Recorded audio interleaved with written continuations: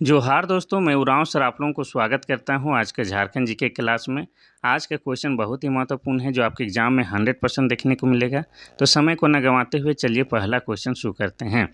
उससे पहले बता दें कि आज का जो क्लास है इसमें हम लोग झारखंड जीके के तहत झारखंड जीके का मिक्सअप क्वेश्चन देखने वाले हैं, अर्थात बहुत सारे चैप्टरों को मिलाकर एक ही साथ एक ही क्लास में करने वाले हैं। तो कुल मिलाकर आज का क्लास क्या है आपके लिए बेहद खास है। तो डोंट वेस्ट टाइम, आप लोग क्या कीजिए कि अपना नोटबुक निकाल के बैठ जाइए। अब नोटबुक निकालने इसलिए बोलते हैं क्योंकि जो सवाल होगा उसका उत्तर हम बताएंगे ही बताएंगे, लेकिन उसके साथ जो एक्स्ट्रा फैक्ट जुड़ा होगा उसको भी डिटेल में बताएंगे। तो उसको आप लोग क्या कीजिएगा कि अपना नोटबुक में नोट करते हुए चलिएगा। और यकीन मानिए जो आप पढ़ते हैं याद रहता है, लेकिन जिसको आप लिख लिख के पढ़ते हैं आपके दिमाग में अधिक दिनों तक याद रहता है। और आपका एग्ज़ाम जो है 22 मार्च को एनी हाउ हो के रहेगा। और कल क्या है, तो कल होली है, लेकिन इस बार का होली जो है आपको नहीं मनाना है, क्योंकि आपके दिमाग में आएगा कि सर एक दिन जो है होली मनाने से क्या ही हो जाएगा।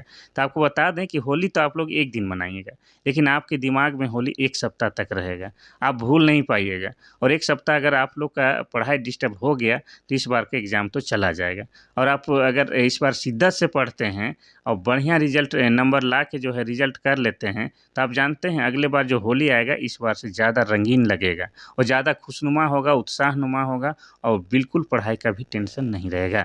तो आप लोगों से रिक्वेस्ट है कि इस बार जो है किसी भी प्रकार से आप लोग रिजल्ट कर लीजिए, ताकि मेरा भी जो है सीना चौड़ा हो जाए और आप लोग जो है लड्डू लेके आइएगा। वो तो अलग बात है, खुशी की बात है ही, लेकिन जो है आप लोग बोलिएगा कि सर आपका क्लास देख के हम पास हो गए हैं, तो हमको बहुत खुशी होगा। तो इतना ज़रूर कीजिए आप लोग, ठीक है। चलिए, तो पहला क्वेश्चन कह रहा है कि सिंदरी उर्वरक कारखाना स्थापना कब की गई थी।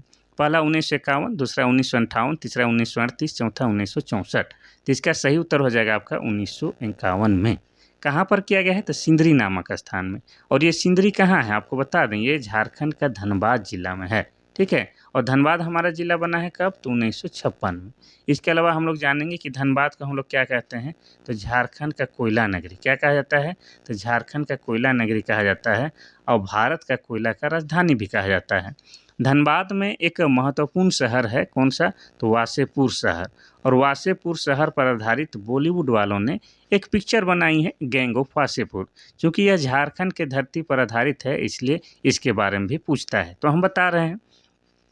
अब हम लोग देखेंगे कि जैसे हम लोग जान गए कि 1951 में तो स्थापना हुआ है, लेकिन आपसे ये भी तो क्वेश्चन पूछ सकता है कि किस पंचवर्षीय योजना के तहत इसकी स्थापना की गई है।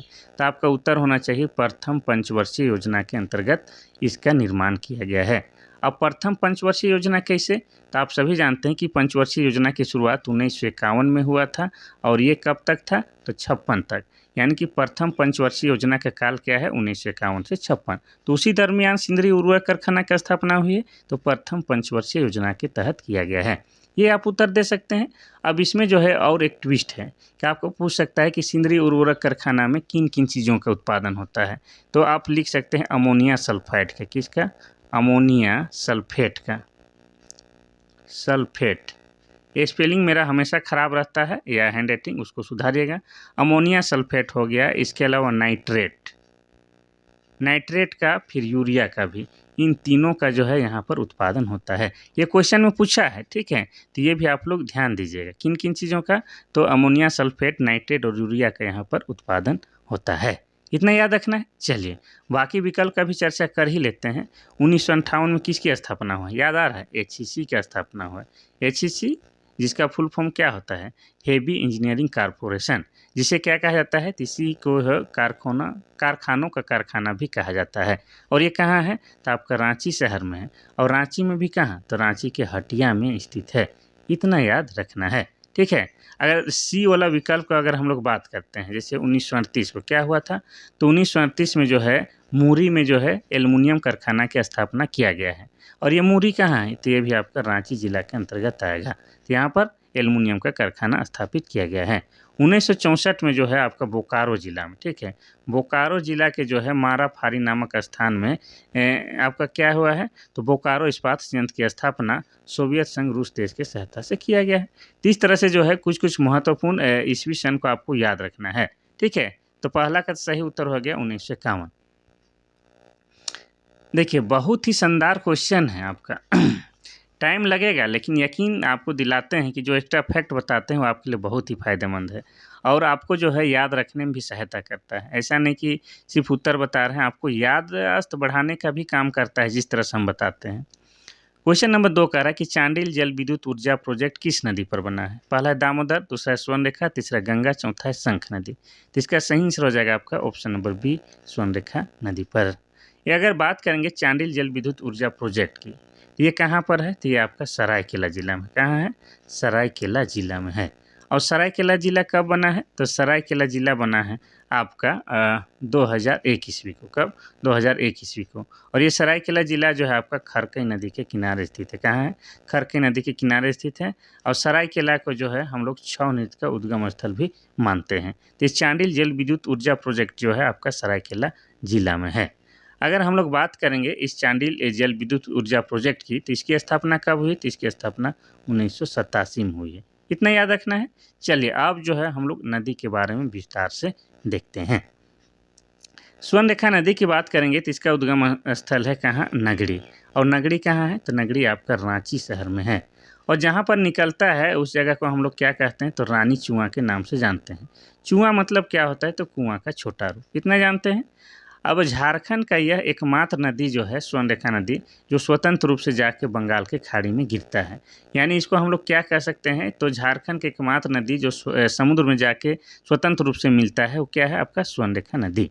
और इसका सहायक नदी कौन है? तो एक हो जाएगा आपका संजय नदी। संजय नदी हो जाएगा। फिर हरमू नदी भी इसकी सहायक है। फिर कांची भी हो जाएगा। ठीक है, कांची भी हो जाएगा। फिर आपका राढ़ू भी हो जाएगा। राढ़ू राढ़ू नदी भी हो जाएगा। इसके अलावा आपका क्या हो जाएगा? तो आपका और भी है नदी, एक दो गो नदी जो इसकी सहायक नदी है, जल्दी से याद नहीं आ रहा है, इतना आपको याद रखना है। अब स्वर्णरेखा नदी पर जो है क्या है? आपका हुंडरू जलप्रपात बना हुआ है। कौन सा? हुंडरू जलप्रपात, जो कि आपका रांची जिला के अंतर्गत आता है। और हुंडरू जलप्रपात के बारे में आपको बता दें कि झारखंड का जो सबसे ऊंचा जलप्रपात है लोध जलप्रपात, उसके बाद दूसरा प्रमुख जलप्रपात आपका हुंडरू जलप्रपात है। इसके अलावा स्वर्णरेखा नदी पर आपका क्या है? पालना डैम है, जो कि सरायकेला जिला में है। इसके अलावा आपको बता दें चांडिल डैम है, जो कि आपका सरायकेला जिला में है। इसके अलावा स्वर्णरेखा और खरकई नदी के संगम में जमशेदपुर शहर बसा हुआ है। इतना याद रखिएगा। चलिए दूसरा नदी की अगर बात करते हैं तो दामोदर नदी। तो दामोदर नदी को क्या कहा जाता है? तो दामोदर नदी को जो है देव नदी भी कहा जाता है। और इसका उद्गम स्थल कहाँ होता है? तो इसका उद्गम स्थल है टोरी। और टोरी कहाँ है? तो टोरी आपका लातेहार जिला में है। और लातेहार जिला कब बना है? तो लातेहार 2001 में बना है। अब दामोदर नदी जो है झारखंड का सबसे प्रदूषित नदी है। क्या है? झारखंड का सबसे प्रदूषित नदी है। साथ ही ये जो है झारखंड का सबसे लंबी नदी है। अब सबसे लंबी नदी कह रहे हैं तो झारखंड में इसका प्रवाह क्षेत्र कितना है? तो 290 किलोमीटर है। कितना है? 290 किलोमीटर इसका झारखंड में प्रवाह क्षेत्र है। इसके अलावा आपको ये भी कहा जाता है कि दामोदर नदी को जो है किन नामों से पुकारा जाता है? तो दामोदर नदी को जो है बंगाल का शोक कहा जाता है। अब बंगाल का शोक क्यों कहा जाता है? क्योंकि इसमें जो है अत्यधिक बाढ़ आती है, जिससे जान माल की काफ़ी क्षति होती है, जिसके कारण इसे बंगाल का शोक भी कहा जाता है। और दामोदर नदी की कुल लंबाई भी पूछता है, तो कुल लंबाई जो हो जाएगा आपका क्या हो जाएगा? तो 592 किलोमीटर इसकी कुल लंबाई है। ये याद रखना है। चलिए अगर हम लोग गंगा नदी की बात करते हैं क्या? कर ही लेते हैं। तो गंगा नदी का उद्गम स्थल कहाँ है? आपका मुंगेर है। और मुंगेर कहाँ है? तो मुंगेर आपका बिहार राज्य में है। इतना याद रखना है। और ये जो गंगा नदी है झारखंड के साहेबगंज जिला से होके बहती है। अर्थात हम लोग कह सकते हैं कि झारखंड का साहेबगंज जिला एकमात्र जिला है जहाँ पर गंगा नदी बहती है। और ये साहेबगंज जिला बना है 1983 में। अगर हम लोग शंख नदी की बात करते हैं तो शंख नदी का उद्गम स्थल कहाँ है? आपका चैनपुर है। और चैनपुर कहाँ है? तो चैनपुर आपका गुमला जिला में है। और गुमला जिला कब बना है? तो 1983 में बना है। और आपको बता दें कि शंख नदी पर ही पहले जो है क्या है? हीरा पाया जाता था। ये सब आपको याद रखना है। तो 2 का तो सही उत्तर हो जाएगा आपका ऑप्शन नंबर बी, स्वर्णरेखा नदी। आप लोग को लग रहा होगा कि काफ़ी टाइम ले रहे हैं, लेकिन ये ज़रूरी है भाई साहब, बहुत ही ज़रूरी है। आप लोग से सिर्फ आधा घंटा ही तो लेते हैं, क्या परेशान होते हैं आप लोग। क्वेश्चन नंबर 3 कहता है कि राजमहल ट्रैप का निर्माण किस काल में हुआ है? पहला है जुरासिक युग, दूसरा है पोलेजोइक युग, तीसरा है फांड्रोजोइक युग और चौथा इनमें से कोई नहीं। तो इसका सही आंसर हो जाएगा आपका ऑप्शन नंबर ए, जुरासिक युग में जो है राजमहल ट्रैप का निर्माण हुआ है। आपको बता दें कि ये जो है राजमहल ट्रैप या राजमहल पहाड़िया जो है बेसाल्ट पत्थरों से बना हुआ है। किससे? बेसाल्ट चट्टानों से बना है। इतना याद रखना है। साथ ही इसको कहा जाता है कि जुरासिक युग में होने वाले जो ज्वालामुखी हुआ था उसके परिणाम स्वरूप ही यह राजमहल ट्रैप का निर्माण हुआ है। इतना याद रखना है। तो आपको सिंपल भाषा में इतना याद रखना है कि ये जुरासिक युग में बना है। कौन? राजमहल ट्रैप। अब राजमहल ट्रैप या राजमहल पहाड़ी की बात करेंगे तो यह जो है आपको बता दें, यह जो क्षेत्र है इसमें जो है काली मिट्टी पाई जाती है और काली मिट्टी जो है कपास के लिए बेहतरीन होता है। और ये जो राजमहल का क्षेत्र है इसको क्या कहा जाता है? इसको बंगाल का राजधानी भी कहा जाता है। क्या? बंगाल का राजधानी भी कहा जाता है। साथ ही आपको बता दें कि राजमहल के क्षेत्र को जो है झारखंड के इतिहास में कांकजोल का क्षेत्र भी कहा गया है। क्या कहा गया है?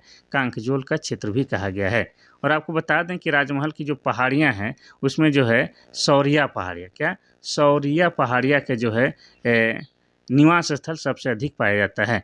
और सौरिया पहाड़िया लोग कौन हैं? तो आप सभी जानते हैं कि झारखंड की जो है 8 आदिम जनजाति में से में ये आपका सौरिया पहाड़िया है। और सौरिया पहाड़िया के द्वारा जो है आपका माल्टो भाषा बोली जाती है और माल्टो भाषा जो है आपका द्रविड़ भाषा परिवार के अंतर्गत आता है।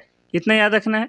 जब राजमहल ट्रैप या राजमहल पहाड़ी के बारे में इतना कुछ बात हो गया तो ये भी जानेंगे कि राजमहल पहाड़ी जो है किस जिला के अंतर्गत आता है। तो ये झारखंड का जो है साहेबगंज जिला के अंतर्गत आता है और साहेबगंज जिला बना है 1983 में। ये हम आपको ऑलरेडी बता चुके हैं। तो ये हो गया आपका ऑप्शन नंबर ए जुरासिक युग में। आगे बढ़ते हैं हम लोग क्वेश्चन नंबर 4 की ओर।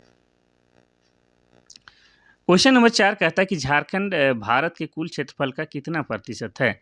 पहला है 2.42%, दूसरा है 3.8%, तीसरा है 4.2% और चौथा है 1.9%। तो इसका सही आंसर हो जाएगा आपका ऑप्शन नंबर ए 2.42%। अब इसमें हम लोग पहले जानेंगे कि भारत का कुल क्षेत्रफल कितना है। तो भारत का जो है कुल क्षेत्रफल कितना है? तो आपका 32 लाख, कितना?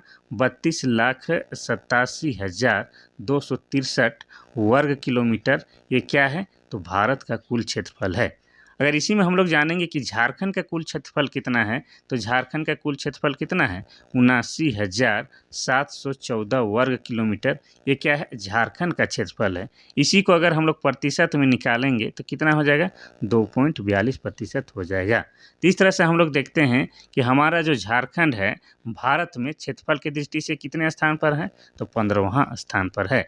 ये आपको याद रखना है। ठीक है, ये दोनों का आप लोग जो है क्षेत्रफल याद रखिएगा, भारत और झारखंड का। झारखंड का तो ऐसे आप लोग को याद होगा, भारत का भी याद कर लीजिएगा।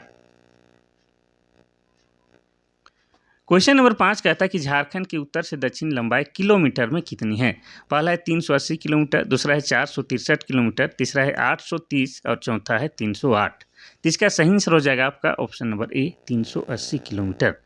देखिए इसको हम लोग जो है कैसे जानेंगे, थोड़ा मैप बना लेते हैं। तो हमारा झारखंड जो है उसका आकार कुछ इस तरह से है, जिसको हम लोग कह सकते हैं कि झारखंड का आकार चतुर्भुजाकार है। और झारखंड जो है 5 राज्यों के साथ सीमा साझा करता है। पूरब में आपका पश्चिम बंगाल के साथ और पश्चिम में आपका उत्तर प्रदेश और छत्तीसगढ़ 2 राज्यों के साथ, और उत्तर में बिहार के साथ और दक्षिण में उड़ीसा के साथ हमारा झारखंड राज्य सीमा साझा करता है। यानी कि झारखंड जो है 5 राज्यों के साथ सीमा साझा करता है। और झारखंड का जो है पूरब से पश्चिम लंबाई कितनी है? तो 463 किलोमीटर। कितना? 463 किलोमीटर। अब उत्तर से दक्षिण जो है लंबाई कितनी है? तो हो जाएगा 380 किलोमीटर। अब आपको जो है एक बात बताते हैं कि ये 380 किलोमीटर और 463 किलोमीटर ये दोनों आंकड़ा याद हो जाए, लेकिन आपको समझ में नहीं आए कि 380 वाला किधर का है और 463 किधर का है। एक ट्रिक है, देखिए 380 किलोमीटर जो है इसमें आप लोग गौर से देखिएगा तो 3 जो है आपका ऊ जैसा दिख रहा है, तो ये हो गया आपका उत्तर से दक्षिण वाला लंबाई, कोई दिक्कत नहीं है। और जो बच गया 463 वाला ये तो हो गया आपका किधर का? तो पूरब से पश्चिम। इसमें भी 4 जो है आपका प जैसा दिख रहा है, तो कोई दिक्कत वाली बात तो नहीं है। ठीक है, चलिए तो 5 का सही उत्तर ऑप्शन नंबर ए 380 किलोमीटर उत्तर से दक्षिण झारखंड की विस्तार है या लंबाई है। क्वेश्चन नंबर 6 कहता है कि 2011 की जनगणना के अनुसार झारखंड के किस जिले की सबसे अधिक जनसंख्या घनत्व है? पहला है धनबाद, दूसरा है रांची, तीसरा है लोहरदगा, चौथा है सिमडेगा। तो इसका सही आंसर हो जाएगा आपका ऑप्शन नंबर ए धनबाद। जिसको हम लोग ध्यान से समझेंगे, आपको बस 1 मिनट का टाइम लगेगा। तो पहले हम लोग समझेंगे कि जनसंख्या घनत्व किसे कहते हैं। ठीक है। तो प्रति वर्ग किलोमीटर में लोगों की संख्या को, ठीक है, प्रति एक वर्ग किलोमीटर में जो है लोगों की जो जनसंख्या है उसी को क्या कहा जाता है, जनसंख्या घनत्व कहा जाता है। और 2011 के जनगणना के अनुसार झारखंड की जनसंख्या घनत्व कितना है, तो 414 व्यक्ति प्रति वर्ग किलोमीटर। ये क्या है, झारखंड की जनसंख्या घनत्व है 2011 के जनगणना के अनुसार। इसमें आपसे पूछ देगा कि भाई झारखंड का सबसे अधिक जनसंख्या घनत्व वाला जिला कौन सा है, तो धनबाद है। और धनबाद का जनसंख्या घनत्व कितना है, तो 1316 है। कितना है, 1316 व्यक्ति प्रति वर्ग किलोमीटर है। आपको ये भी तो पूछ सकता है कि सबसे कम जनसंख्या घनत्व वाला जिला कौन सा है, तो आपका हो जाएगा सिमडेगा जो है सबसे कम जनसंख्या घनत्व वाला जिला है। और यहाँ पर जनसंख्या घनत्व कितना है, तो 159 व्यक्ति प्रति वर्ग किलोमीटर है। ये भी आपको याद रखना है, ठीक है, कोई दिक्कत नहीं। आगे बढ़ते हैं हम लोग क्वेश्चन नंबर 7 की ओर। क्वेश्चन नंबर 7 कहता है कि झारखंड का पहला तांबा गलाने का केंद्र कहाँ बनाया गया था। पहला है झरिया, दूसरा है घाटशिला, तीसरा है मुरी, चौथा है जादूगोड़ा। तो इसका सही आंसर क्या हो जाएगा आपका, ऑप्शन नंबर बी, घाटशिला में। घाटशिला में जो है आपका तांबा गलाने का केंद्र यानी कि तांबा का खान बनाया गया है, यानी कि कारखाना बनाया गया है। कब बनाया गया है, तो 1924 में बनाया गया है। यानी कि घाटशिला जो है तांबा के लिए फेमस है। और ये घाटशिला कहाँ है, तो आपका पूर्वी सिंहभूम जिला में है। कहाँ है, पूर्वी सिंहभूम जिला में है। और पूर्वी सिंहभूम जिला बना है आपका 1990 में। ये आपको क्लियर करते हुए चलना है, ठीक है। क्वेश्चन कुछ इस तरह से ही पूछेगा, आपको हेडेक नहीं लेना है। यकीन कीजिए मेरे क्लास में कुछ इस तरह से ही पूछेगा, लेकिन आपको जो है इसी में सतर्कता से रहना होगा। देखिएगा 1-2 नंबर से ही जो आप लोग पीछे रहिएगा या आगे रहिएगा, ज़्यादा का फर्क नहीं पड़ेगा, क्योंकि सामान्य क्वेश्चन में ऐसे ही होता है, ठीक है। सबका जो है सभी को आएगा ये क्वेश्चन का आंसर, बस 1-2 मिस्टेक किए उसी में आपका जो है रिजल्ट गड़बड़ हो जाएगा। झरिया की बात करेंगे तो झरिया कहाँ है, तो ये आपका धनबाद जिला में। कहाँ है, धनबाद जिला में। और झरिया जो है आपका कोयला के लिए फेमस है। किसके लिए, कोयला के लिए फेमस है। मुरी की बात करेंगे तो मुरी जो है, मुरी में एल्युमिनियम की कारखाना खोला गया है या बनाया गया है। कब, तो 1938 ईस्वी में। और ये मुरी कहाँ है, तो मुरी आपका रांची जिला में पड़ता है। इतना याद रखना है। अगर हम लोग जादूगोड़ा की बात करेंगे तो जादूगोड़ा में क्या है, यूरेनियम का खान है। क्या है, यूरेनियम का खान है, ये आपको याद रखना है। यानी कि झारखंड का जो जादूगोड़ा है यूरेनियम के लिए फेमस है, इतना याद रखना है। और ये जादूगोड़ा भी आपको बता दें तो पूर्वी सिंहभूम जिला के अंतर्गत ही आता है। इतना याद रखना है। चलिए भाई साहब आगे बढ़ते हैं हम लोग क्वेश्चन नंबर 8 की ओर। क्वेश्चन नंबर 8 कहता है कि निम्नलिखित में से कौन सी झारखंड की जनजाति बसी हुई कृषि करती है। पहला है लोहार, दूसरा है मुंडा, तीसरा है करमाली, चौथा है बिरहोर। तो इसका सही आंसर हो जाएगा आपका ऑप्शन नंबर बी, मुंडा जनजाति। बसी हुई कृषि मतलब कि अस्थायी रूप से कृषि करती है, जैसे आजकल हम लोग करते हैं ना खेती बाड़ी, ठीक उसी प्रकार की खेती बाड़ी कौन सी जनजाति क्या करती है, तो जो ऑप्शन दिया गया है उसमें से में मुंडा जनजाति हो जाएगा। तो मुंडा जनजाति की बात करेंगे तो झारखंड में ये जनसंख्या की दृष्टि से क्या है, तीसरी बड़ी जनजाति है। और इनकी भाषा क्या है, तो इनकी भाषा मुंडारी है। और मुंडारी भाषा जो है आपका ऑस्ट्रो एशियाटिक भाषा परिवार के अंतर्गत आता है। आपको बता दें कि मुंडा जनजाति जो है, इनका जो प्रमुख देवता है उसका नाम क्या है, तो प्रमुख देवता का नाम सिंह बोंगा है। क्या नाम है, सिंह बोंगा। और सिंह बोंगा जो है आपका भगवान सूर्य का प्रतीक है। किसका, भगवान सूर्य का प्रतीक है। और आपको बता दें कि मुंडा जनजाति के लोग जो है सरहुल को किस नाम से पुकारते हैं, तो सरहुल को बा पर्व कहते हैं। और सरहुल कमिंग सून है, जल्द ही आने वाला है 15-20 दिन के बाद। तो ये लोग जो है, मुंडा लोग जो है सरहुल को बा पर्व के नाम से पुकारते हैं। अब मुंडा जनजाति में जो युवागिरी होता है उसको क्या कहा जाता है, युवागिरी को ये लोग गीती ओड़ा कहता है। क्या बोलता है, गीती ओड़ा कहता है।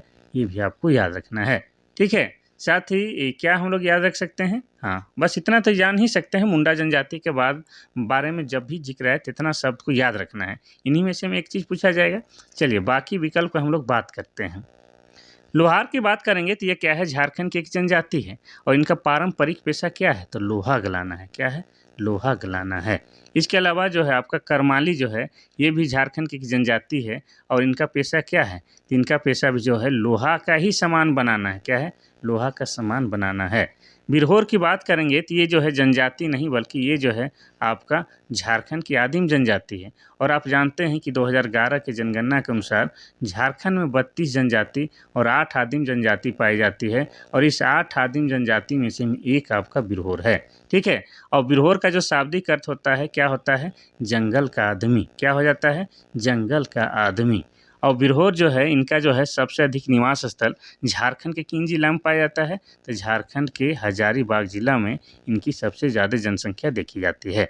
और बिरहोर जनजाति का जो निवास स्थल है उसको क्या कहा जाता है? तो उसको टंडा के नाम से जाना जाता है। इतना याद रखना है। चलिए तो आगे बढ़ते हैं हम लोग। 8 का तो सही उत्तर हो जाएगा आपका क्या? ऑप्शन नंबर बी, मुंडा जनजाति। Question number 9। क्वेश्चन नंबर 9 कहता है कि बिरसा मुंडा क्रांति का दूसरा नाम क्या था? पहला है कोल विद्रोह, दूसरा है हूल आंदोलन, तीसरा है उलगुलान, चौथा है टाना भगत आंदोलन। तो इसका सही उत्तर हो जाएगा आपका ऑप्शन नंबर सी, उलगुलान। तो बिरसा मुंडा के द्वारा जो आंदोलन शुरू किया गया था उसको बिरसा मुंडा आंदोलन कहते हैं, और उसी को उलगुलान भी कहा जाता है। अब यहाँ पर जो उलगुलान है उसका अर्थ भी पूछता है, तो उलगुलान का अर्थ होता है महान क्रांति। क्या होता है? महान क्रांति। ठीक है, महान क्रांति या उसको महान हलचल भी कहते हैं। इतना याद रखना है। और उलगुलान का पीरियड या उलगुलान का काल भी पूछता है। तो उलगुलान का काल कब से कब माना जाता है? तो 1895 से लेके बिरसा मुंडा की मृत्यु यानी कि 1900 ईस्वी तक के काल को उलगुलान का काल माना जाता है। अब बिरसा मुंडा से संबंधित क्वेश्चन ना पूछे ऐसा हो ही नहीं सकता है। तो बिरसा मुंडा से संबंधित जो मुख्य तत्व है जिनके बारे में पूछा जा सकता है वो तत्व हम आपको बताते हैं। ज़्यादा डिटेल तो नहीं बताएंगे, लेकिन जो जो पूछा जा सकता है उसके बारे में ज़रूर बताएंगे। तो बिरसा मुंडा का जन्म कब हुआ है? तो 15 नवंबर को। 15 नवंबर 1875 को बृहस्पतिवार के दिन हुआ है। ये याद रखना है। कहाँ पर हुआ है? तो वर्तमान में जो खूंटी जिला है, पहले नहीं था, अभी जो खूंटी जिला है, खूंटी जिला के उलिहातू गांव में इनका जन्म हुआ है। अब हम लोग जानेंगे कि बिरसा मुंडा जी के पिताजी का नाम क्या है? तो पिताजी का नाम सुगना मुंडा है। क्या नाम है? सुगना मुंडा। और माता का नाम क्या है? तो माता का नाम करमी है। इतना याद रखना है। इनके जो धार्मिक गुरु है उनका नाम क्या है? तो इनके धार्मिक गुरु का नाम आनंद पांडे है। क्या नाम है? आनंद पांडे। अब बिरसा मुंडा के सेनापति भी थे। तो बिरसा मुंडा के सेनापति का नाम क्या है? तो बिरसा मुंडा के सेनापति के नाम गया मुंडा है। क्या नाम है? गया मुंडा। ये भी याद रखना है। बिरसा मुंडा पर जो है अंग्रेजों के द्वारा 500 रुपये का जो है इनाम रखा गया था। कितना? तो 500 रुपये का इनाम रखा गया था। बिरसा मुंडा को लोग प्यार से क्या बोलते हैं? तो बिरसा मुंडा को लोग प्यार से धरती आबा बोलते हैं। क्या बोलते हैं? धरती आबा बोलते हैं। और धरती आबा मतलब क्या हो जाता है? तो जगत का पिता होता है। क्या होता है? जगत का पिता होता है। कितना याद रखना है। हम लोग ये भी जानेंगे कि बिरसा मुंडा की जो है मृत्यु कब और कहाँ होती है। तो बिरसा मुंडा की मृत्यु 9 जून को होती है। कहाँ? 9 जून 1900 ईस्वी को होती है। कहाँ पर? तो रांची के सेंट्रल जेल में होता है। ठीक है। और इनके मृत्यु के कारण सरकारी दस्तावेज के अनुसार हैजा बताया जाता है, लेकिन सच्चाई आप सभी जानते हैं कि अंग्रेजों के टॉर्चर के कारण इनकी मृत्यु हो गई थी। ठीक है, इतना याद रखना है। अब हम लोग जानेंगे कि इनका जो है समाधि स्थल कहाँ है। तो बिरसा मुंडा का समाधि स्थल कहाँ है? आपका रांची में ही। अब रांची में कहाँ है? तो आपको बता दें कि रांची में जो है एक लालपुर चौक है। लालपुर चौक से अगर आप लोग कोकर चौक की ओर जाते हैं तो बीच में जो है आपका क्या है, यहाँ पर जो है डिस्टिलरी पुल है। डिस्टिलरी पुल में ही आपका जो है, डिस्टिलरी पुल के किनारे ही आपका क्या है, बिरसा मुंडा का समाधि स्थल बना हुआ है। ये सब जो है बातें आपको याद रखना है। चलिए बाकी विकल्प की हम लोग चर्चा करते हैं।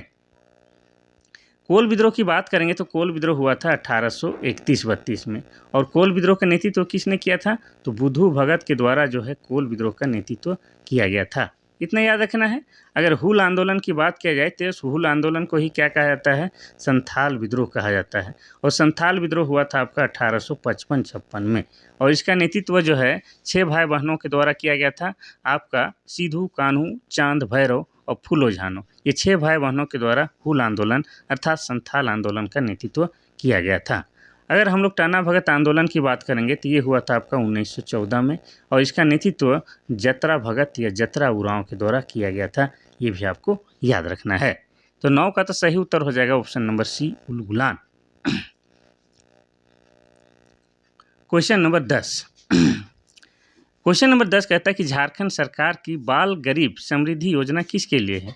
पहला है महिलाएं, दूसरा है नवजात, तीसरा है पुरुषों, चौथा है माताएं और नवजात शिशु दोनों के लिए। इसका सही उत्तर हो जाएगा आपका ऑप्शन नंबर डी, माताएं और नवजात शिशु दोनों के लिए ही यह योजना शुरू की गई थी झारखंड सरकार द्वारा। कौन सी योजना? तो बाल गरीब समृद्धि योजना। इतना याद रखना है।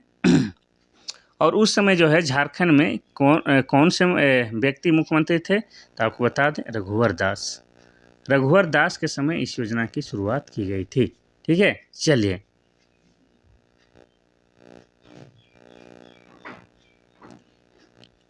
क्वेश्चन नंबर 11 कहता है कि झारखंड धाम किस जिले में स्थित है? पहला है रामगढ़, दूसरा है गुमला, तीसरा है गिरिडीह, चौथा है देवघर। तो इसका सही आंसर हो जाएगा आपका ऑप्शन नंबर सी, गिरिडीह जिला में स्थित है। आपको बता दें कि झारखंड धाम में भगवान शिव का एक मंदिर है। क्या है? भगवान शिव का एक मंदिर है। यह झारखंड के गिरिडीह जिला में, आपको बता दें कि राजधनवार में, कहाँ है? राजधनवार में स्थित है। इस मंदिर की एक अनूठी विशेषता है कि इसका जो इमारत है वो क्या है? छत विहीन है, छत ही नहीं बनाया गया है, पूरा खुला आकाश है। और महाशिवरात्रि के अवसर पर जो है भगवान शिव के समर्पण में एक मेला का आयोजन भी किया जाता है। तो ये कहाँ है? तो आपका गिरिडीह के धनवार यानी कि राजधनवार में है।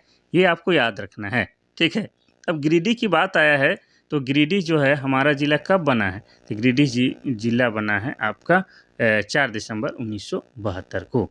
इतना याद रखना है। चलिए आगे बढ़ते हैं हम लोग क्वेश्चन नंबर 12 की ओर। क्वेश्चन नंबर 12 कहता है, क्या कहता है? आप भी पढ़िए, हम भी पढ़ रहे। क्वेश्चन नंबर 12 कहता है कि बाबूलाल मरांडी झारखंड के मुख्यमंत्री के रूप में कितनी बार सेवा की है? पहला है 1, दूसरा है 2, तीसरा है 3, चौथा है 4। तो इसका सही उत्तर हो जाएगा आपका ऑप्शन नंबर ए। बाबूलाल मरांडी झारखंड के सीएम के रूप में एक ही बार सेवा किए हैं। और कब बने थे ये झारखंड के मुख्यमंत्री? तो आपको बता दें, जिस समय झारखंड बना था, यानी कि झारखंड के प्रथम मुख्यमंत्री थे कौन? बाबूलाल मरांडी। और इनका कार्यकाल क्या रहा है? तो इनका कार्यकाल रहा है 15 नवंबर से। ठीक है, 15 नवंबर 2000 ईस्वी को जब झारखंड बना, उसी दिन से ये सीएम थे। और 18 मार्च 2003 तक ये झारखंड के सीएम थे। अर्थात हम लोग कह सकते हैं कि 3 सालों तक जो है इन्होंने झारखंड को सीएम के रूप में सेवा की। कौन? बाबूलाल मरांडी। और जिस समय ये सीएम बने थे उस समय किस राजनीतिक पार्टी के थे? तो ये बीजेपी से थे, यानी कि भारतीय जनता पार्टी से थे। लेकिन बीच में जो है इन्होंने JVM नामक एक अलग राजनीतिक दल की स्थापना की। JVM यानी कि झारखंड विकास मोर्चा की। लेकिन झारखंड विकास मोर्चा जो है बीजेपी में जाके विलय हो गया। और वर्तमान में जो है क्या है? बाबूलाल मरांडी बीजेपी के ही नेता हैं। इतना याद रखना है। और ये किस विधानसभा क्षेत्र से आते हैं? तो ये राजधनवार विधानसभा क्षेत्र से आते हैं। और राजधनवार जो है आपका कहाँ है? तो आपका गिरिडीह जिला के अंतर्गत आता है। और गिरिडीह जिला बना है आपका 4 दिसंबर 1972 को। ये आपको याद रखना है। ठीक है, तो बाबूलाल मरांडी ने जो है झारखंड को एक ही बार सीएम के रूप में सेवा की है। चलिए आगे बढ़ते हैं हम लोग क्वेश्चन नंबर 13 की ओर। क्वेश्चन नंबर 13 कहता है कि योगिनी शक्तिपीठ मंदिर किस जिले में स्थित है? पहला है रांची, दूसरा है गुमला, तीसरा है गोड्डा, चौथा है साहेबगंज। तो इसका सही आंसर हो जाएगा आपका ऑप्शन नंबर सी, गोड्डा जिला में है। ठीक है, अब गोड्डा जिला में भी कहाँ? तो गोड्डा जिला के पत्थरगामा प्रखंड में। कहाँ? तो गोड्डा जिला के पत्थरगामा प्रखंड में योगिनी शक्तिपीठ मंदिर स्थित है। और मान्यता है कि यहाँ पर जो है माँ सती का, किसका? माँ सती का जो है दाहिना जांघ गिरा था। ठीक है, दाहिना नहीं, बायां जांघ गिरा था। ठीक है, बाईं जांघ गिरी थी, ऐसी मान्यता है। ठीक है, तो ये कहाँ है? आपका गोड्डा जिला में है। और गोड्डा जिला कब बना है? तो गोड्डा जिला बना है आपका 25 मई 1983 में गोड्डा जिला बना है। इतना याद रखना है। चलिए आगे बढ़ते हैं हम लोग क्वेश्चन नंबर 14 की ओर। क्वेश्चन नंबर 14 कहता है कि गरुड़ पुराण में किस पेंटिंग की जानकारी मिलती है?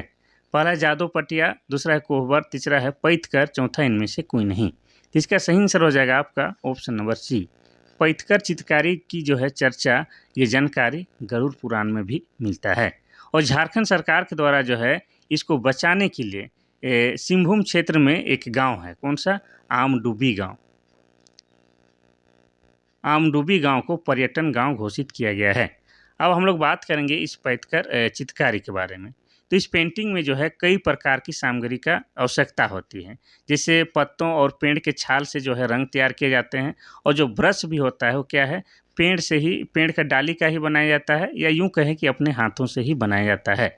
उसके बाद जो है विभिन्न रंगों के माध्यम से कोई कहानी या कोई घटना को जो है चित्रण किया जाता है। यही है आपका क्या, पैतकर चित्रकारी, जिसकी जानकारी गरुड़ पुराण में भी मिलती है। चलिए अगर हम लोग बाकी विकल्प की बात करते हैं तो जादव पटिया जो है आपका संथाल जनजाति में प्रचलित एक चित्रकारी है, क्योंकि संथाल जनजाति के लोग जो है चित्रकार को क्या कहते हैं, तो चित्रकार को जादव के नाम से जानते हैं। और चूंकि यह चित्रकारी जो है कागज या कपड़े के पट पर किया जाता है, इसलिए इस चित्रकारी को जादव पटिया कहा जाता है। कोई दिक्कत नहीं। यहाँ पर जो है दूसरा जो विकल्प है आपका क्या है, कोहबर चित्रकारी। और कोहबर चित्रकारी जो है बिरहोर जनजाति के द्वारा किया जाता है। आप जानते हैं कि बिरहोर क्या है, झारखंड की आदिम जनजाति है, और उन्हीं के द्वारा जो है कोहबर चित्रकारी की जाती है। अब कोहबर चित्रकारी में जो है इसका अर्थ बहुत ज़्यादा पूछता है। जैसे कोह का अर्थ क्या होता है, तो गुफा, और बर मतलब दूल्हा हो जाता है। लेकिन संयुक्त रूप से अगर जो इसका अर्थ निकालना है तो क्या हो जाएगा, कोहबर मतलब गुफा के अंदर विवाहित जोड़ा हो जाएगा। ठीक है, चलिए तो यहाँ पर जो है 14 नंबर का सही उत्तर हो जाएगा ऑप्शन नंबर सी, पैतकर चित्रकारी।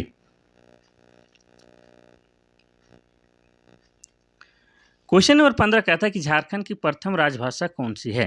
पहला है हिंदी, दूसरा है संथाली, तीसरा है नागपुरी, चौथा है कुड़ुक। तो इसका सही उत्तर क्या हो जाएगा, सही उत्तर हो जाएगा आपका ऑप्शन नंबर ए। हिंदी जो है झारखंड की पहली राजभाषा या प्रथम राजभाषा है। इसके अलावा आपको बता दें कि झारखंड की जो है द्वितीय राजभाषा में कितने भाषा शामिल है, तो 16 भाषाओं को जो है झारखंड का द्वितीय राजभाषा बनाया गया है। इतना याद रखना है। और पहला कौन सा हो जाएगा, तो हिंदी हो जाएगा। अब हिंदी को जो है लिखने के लिए कौन सा लिपि का प्रयोग करते हैं हम लोग, देवनागरी लिपि का। कौन सा, देवनागरी लिपि का प्रयोग करते हैं। इतना याद रखना है। चलिए बाकी विकल्प का हम लोग बात करते हैं। अगर संथाली भाषा की बात करेंगे तो संथाल जनजाति के द्वारा जो है संथाली भाषा बोली जाती है, और संथाली भाषा को लिखने के लिए जो है ओल चिकी लिपि का प्रयोग किया जाता है। और ओल चिकी की लिपि का आविष्कार जो है जेएससीसी के अनुसार 1941 में किया गया है। किनके द्वारा, तो पंडित रघुनाथ मुर्मू के द्वारा किया गया है। इतना याद रखना है। अब ये जो संथाली भाषा है इसको जो है 2003 में, कब, 2003 में भारतीय संविधान के 8वीं अनुसूची में शामिल किया गया है। और आपको ये भी जानना है कि इस 8वीं अनुसूची में जो है पूरे भारत से मात्र 22 भाषा को शामिल किया गया है। उनमें से एक जो है आपका संथाली लैंग्वेज है, जो कि झारखंड का ट्राइबल लैंग्वेज है, और हमारे लिए गर्व की बात है। अगर हम लोग नागपुरी बात करेंगे तो नागपुरी जो है हम लोग छोटा नागपुर या झारखंड के लोगों का जो है बोलचाल की भाषा कौन सी है, तो नागपुरी है। और नागपुरी बहुत ही प्यारी भाषा है। और आपको बता दें कि झारखंड में जो है एक नागवंश भी थी। क्या है, एक नागवंश राज थी, और नागवंश राज का जो है राजकीय भाषा की बात करेंगे तो क्या था, तो आपका नागपुरी था। इतना आपको याद रखना है। अगर कुड़ुक की बात करेंगे तो कुड़ुक भाषा जो है उरांव जनजाति के द्वारा बोली जाती है। इसीलिए जो है उरांव जनजाति के लोग स्वयं को कुड़ुक कहलाना भी पसंद करते हैं। और कुड़ुक भाषा की बात करेंगे तो इसको जो है लिखने के लिए तोलोंग सिकी लिपि का प्रयोग किया जाता है। किसका, तो तोलोंग सिकी लिपि का प्रयोग किया जाता है। और तोलोंग सिकी लिपि का आविष्कार जो है नारायण उरांव के द्वारा किया गया है। किसके द्वारा, तो नारायण उरांव के द्वारा जो है तोलोंग सिकी लिपि का प्रयोग या आविष्कार किया गया है। और आपको बता दें कि कुड़ुक भाषा जो है आपका द्रविड़ भाषा परिवार के अंतर्गत आता है। ये भी आपको याद रखना है। ठीक है, कुड़ुक। और कुड़ुक का मतलब क्या होता है, तो मानव या मनुष्य आप कह सकते हैं। ये भी एग्जाम में पूछा जा चुका है। ठीक है, चलिए तो 15 का तो सही उत्तर हो जाएगा आपका ऑप्शन नंबर ए, हिंदी भाषा।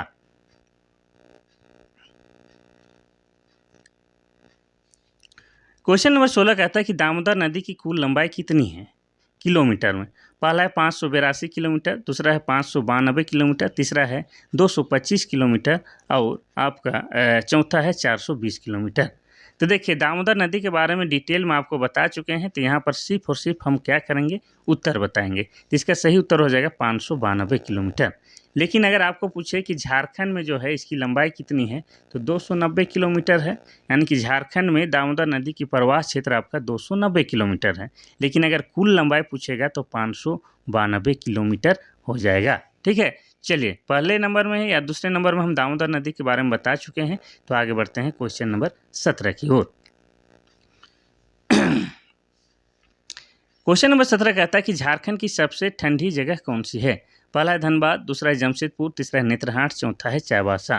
तो इसका सही उत्तर क्या हो जाएगा आपका? ऑप्शन नंबर सी, नेत्रहाट जो है झारखंड का सबसे ठंडा जगह है। अब नेत्रहाट भी इतना महत्वपूर्ण जगह है, इनसे भी क्वेश्चन पूछता है, तो बताते हैं डिटेल में, थोड़ा सा धैर्य रखिएगा। नेत्रहाट को क्या कहा जाता है? तो पहाड़ों की मल्लिका, साथ ही इसे जो है पहाड़ों की रानी भी कहा जाता है।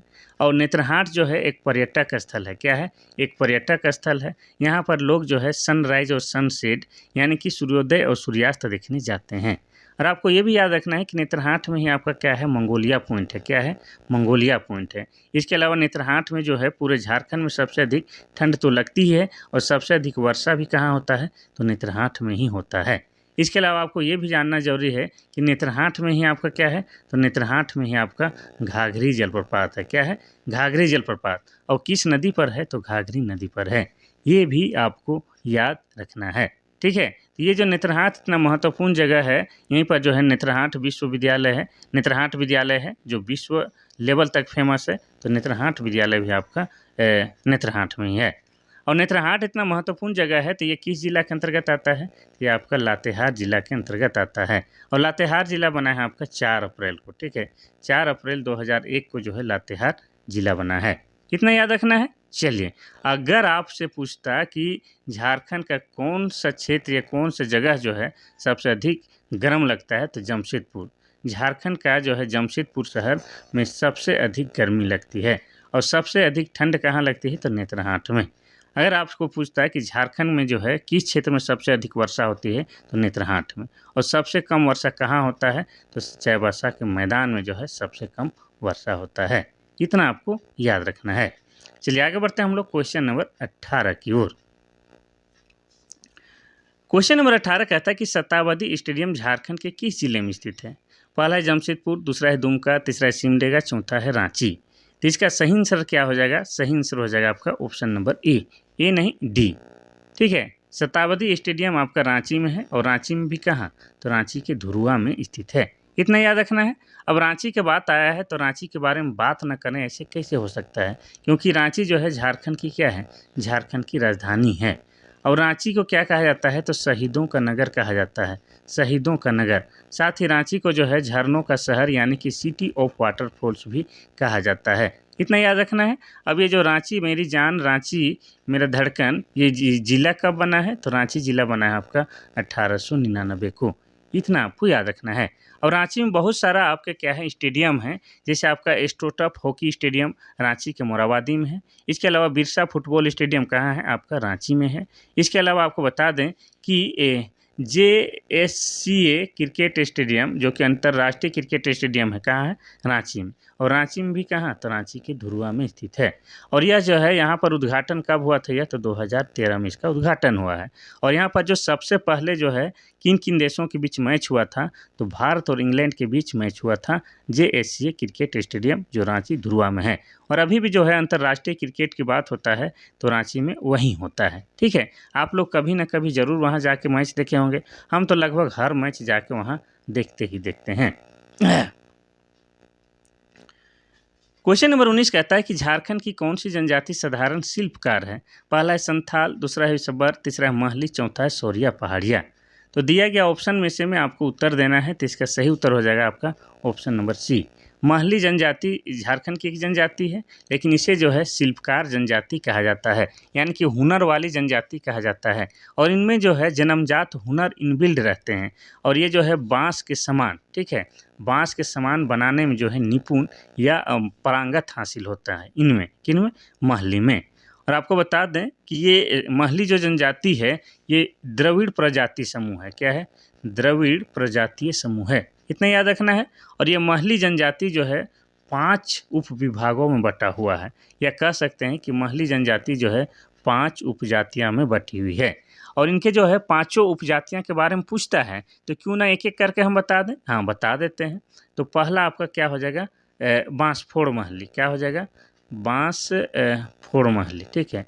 पहला हो जाएगा बांस फोर महली, जो कि बांस का सामान तैयार करता है, ठीक है, बांस का सामान तैयार करने वाला बांस फोर महली। और दूसरा क्या हो जाएगा, तो दूसरा हो जाएगा आपका पातर महली। क्या हो जाएगा, पातर महली। दूसरा को पातर महली कहा जाता है। और पातर महली लोग क्या कहते हैं, तो खेतीहारी हैं, यानी कि कृषि कार्य करते हैं। तीसरा हो जाएगा आपका सुलखी महली। सुलखी महली, और सुलखी महली का काम क्या है, तो ये लोग मजदूरी का काम करते हैं। और चौथा क्या हो जाएगा, तो चौथा हो जाएगा आपका तांता महली। तांता महली, और तांता महली का काम क्या है कि पालकी ढोने का काम है। और पांचवा क्या है, तो पांचवा है आपका माहली मुंडा, ठीक है, माहली मुंडा। इतना आपको याद रखना है। तो साधारण शिल्पकार जनजाति आपका क्या है, माहली है। इतना आपको याद रखना है। चलिए आगे बढ़ते हैं हम लोग क्वेश्चन नंबर 20 की ओर। क्वेश्चन नंबर 20 कहता है कि रजरप्पा जलप्रपात किस नदी पर स्थित है। पहला अमानत, दूसरा औरंगा, तीसरा अजय, चौथा है दामोदर और भैरवी नदी।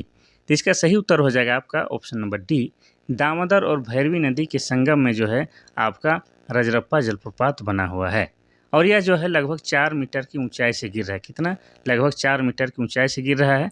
और आपको बता दें कि यह जो आपका रामगढ़ जिला के अंतर्गत आता है। और रामगढ़ हमारा जो है जिला बना है कब, तो 12 सितंबर 2007 को। और यह जो है झारखंड का 24वां जिला बनता है। और क्षेत्रफल की दृष्टि से अगर हम लोग बात करेंगे तो यह जो है झारखंड का सबसे छोटा जिला है। कौन, रामगढ़। इतना आपको याद रखना है। अब रजरप्पा जलप्रपात तो हो गया, लेकिन आपको ये भी जानना जरूरी है कि एक जो है आपका रजरप्पा मंदिर है। क्या है, रजरप्पा मंदिर, जिसका दूसरा नाम क्या है, तो माँ छिन्नमस्तिका मंदिर। उसका नाम क्या है, माँ छिन्नमस्तिका मंदिर है।